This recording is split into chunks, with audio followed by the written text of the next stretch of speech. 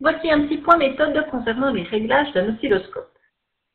A priori, un oscilloscope est un instrument qui peut faire un petit peu peur parce que l'on constate qu'il y a beaucoup de boutons.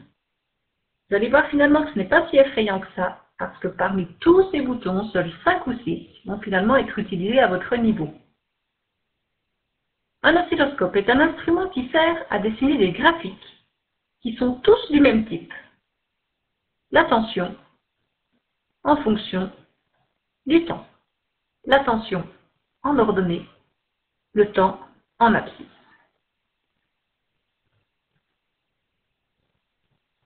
Sur un oscilloscope, on constate 3 grandes zones. 2 zones qui sont identiques, qui permettent le réglage de la tension sur chacune des 2 voies, sur la voie 1, sur la voie 2.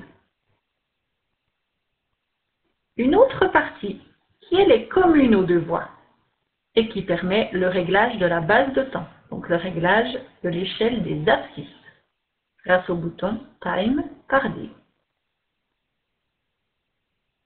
Si l'on doit observer 2 signaux simultanément, on utilisera le bouton Dual.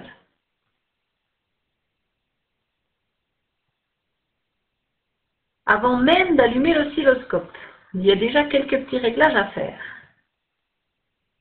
Les petits boutons rouges que vous voyez au centre des gros, qu'on appelle des boutons de calibrage, devront être entièrement tournés vers la droite. Vous vérifierez également qu'aucun bouton n'est enfoncé. Ainsi, on élimine tous les réglages qui auraient pu être faits par un groupe précédemment. Vous pouvez ensuite allumer l'oscilloscope. Encore quelques petits réglages à faire avant d'observer nos signes. Il faut qu'on leur fasse une remise à zéro. Pour cela, sur chacune des 2 voies, vous appuierez sur Ground. C'est le bouton GD et Ground signifie la masse. On obtient ainsi 2 traits horizontaux. Si l'on a 2 signaux à observer, je vous rappelle que l'on a vu qu'il fallait appuyer sur le bouton Dual. Nous devrons centrer ces 2 signaux sur l'écran. Pour les centrer en abscisse, utilisez le bouton X-Pose. Pour centrer chacune des voies en ordonnée, vous appuierez sur Y-Pose. Y-Pose 2 pour la voie 2, Y-Pose 1 pour la voie 1. Voici ce que l'on obtient quand les 2 signaux sont centrés. Une fois ce petit réglage fait, les branchements peuvent être faits grâce aux fiches BNC et aux fils de connexion sur chacune des 2 voies. Attention, ne pas oublier de retirer la fonction Ground GD. Sinon, vous allez bien vous demander ce qui se passe, pourquoi vous n'obtenez aucun signal.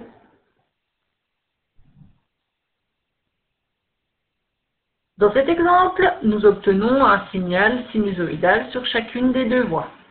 Seulement, ce signal est trop petit, peu visible, difficile de prendre des mesures sur ce genre de signal. Il va donc falloir ajuster l'amplitude, c'est-à-dire l'échelle en ordonnée, grâce aux 2 boutons sur chacune des 2 voies, volt par div. Volt par div pour la voie 1, volt par division pour la voie 2.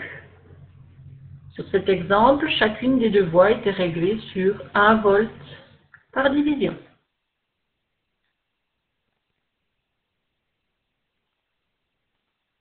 Voici le type de graphique qu'on obtient lorsqu'on modifie les réglages précédents. Nous sommes passés sur 0,5 volts par division pour la voie 1, 0,2 volts par division pour la voie 2.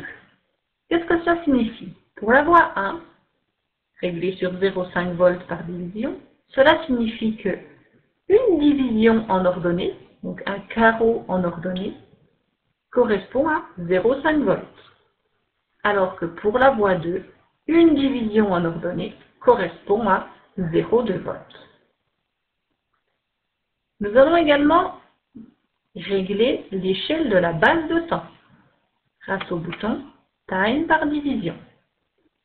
Nous allons donc modifier l'échelle en abscisse afin d'obtenir sur l'écran 2 ou 3 périodes pour que ce soit beaucoup plus visible.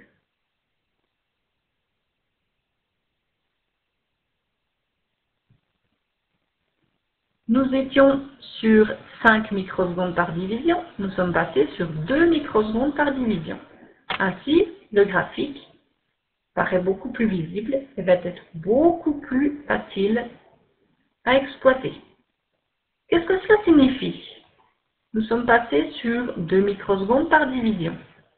Cela signifie que une division en abscisse, donc un carreau en abscisse, correspond à un temps qui est de 2 microsecondes. Donc, logiquement, 2 divisions en abscisse correspondent à 4 microsecondes. J'espère avoir été assez clair sur ces réglages. N'hésitez pas à reprendre le film, faire des captures d'écran, prendre des notes.